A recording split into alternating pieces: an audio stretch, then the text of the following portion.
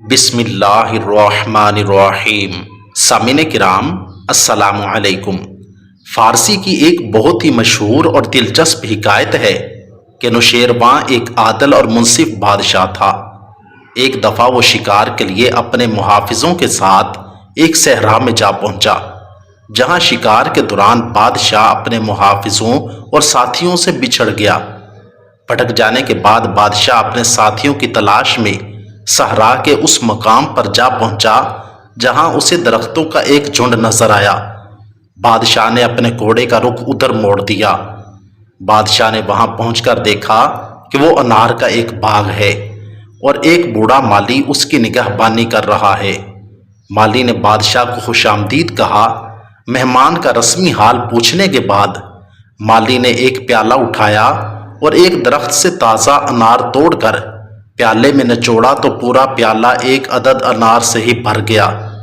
باغ کے مالی نے تازہ مشروب مہمان کو پیش کر دیا۔ بادشاہ نے فرت بخش مشروب نوش تو کر لیا، لیکن سوچ میں پڑ گیا کہ یہ دہقان تو کافی خوشحال زندگی گزار رہے ہیں، جو ایک انار سے پیالہ بھر مشروب نچوڑ لیتے ہیں، تو کیوں نہ ان پر خراج ٹیکس وغیرہ نافذ کر دیے جائیں۔ اسی سوچ میں بادشاہ نے ایک اور جام مشروب کی فرمائش کر دی۔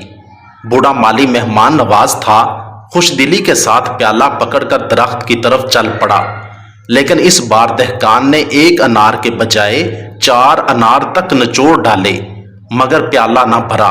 یہ صورتحال مہمان اور مالی دونوں کے لیے حیران کن تھی۔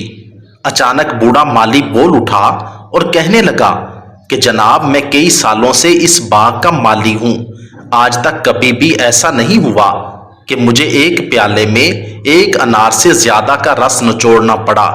لگتا ہے آج یا تو میری نیت میں کچھ کھوٹ آ گیا ہے، یا معذرت کے ساتھ کہنا چاہوں گا کہ آپ کی نیت ٹھیک نہیں، یا پھر ہمارے حکمران کی نیت میں کوئی فطور آ گیا ہے، ورنہ آج تک کبھی بھی ایسا نہیں ہوا۔ بوڑھے مالی کے الفاظ کسی تیز دھار خنجر کی طرح بادشاہ نوشیروان عادل کے دل میں اتر گئے، اور خفت سے بادشاہ کا سر جھک گیا اور کھلے دل اور جرأت سے سارا معاملہ مالی کو بتا دیا، اور کہنے لگا کہ میں حاکم وقت ہوں اور میری نیت میں بدلاؤ آیا تھا، لیکن آج سے آپ کے باغ پر کوئی لگان نہیں۔ آج یہ حکایت میں اپنے موجودہ حکمرانوں کے نام کرنا چاہتا ہوں کہ اللہ عز و جل نے اگر آپ کو یہ مرتبہ حکمرانی بخشا ہے تو رعایا سے صرف مشروب پینے تک ہی محدود رہیں، نہ کہ پورا باغ ہی چھیننے کے منصوبے بنانا شروع کر دیں، جیسا کہ حضور صلی اللہ علیہ وآلہ وسلم کا فرمان ہے کہ اعمال کا دار و مدار نیتوں پر ہے۔ آج ہمیں اپنی نیتوں کو درست کرنے کی ضرورت ہے۔ پہلے ہم اپنی نیتوں کو درست کریں گے تو پھر اللہ تعالی ہمیں حکمران بھی اچھے عطا فرما دیں گے۔